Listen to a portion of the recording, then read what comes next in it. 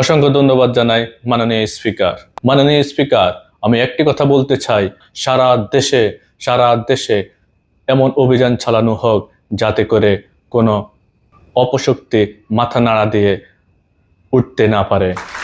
মাননীয় স্পিকার, আমি আরো বলতে চাই, সারা দেশে চিহ্নিত করা হোক ওইসব সন্ত্রাসীদেরকে যারা মানুষের উপর অন্যায় অবিচার জুলুম করেছে। মাননীয় স্পিকার, আমি আরো একটি কথা বলতে চাই, আমাদের যুব সমাজ ধ্বংসের পথে।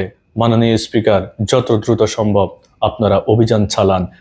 যুব সমাজ বাঁচলে আমাদের দেশ বাঁচবে। সুতরাং যত দ্রুত সম্ভব আপনারা অভিযান চালান।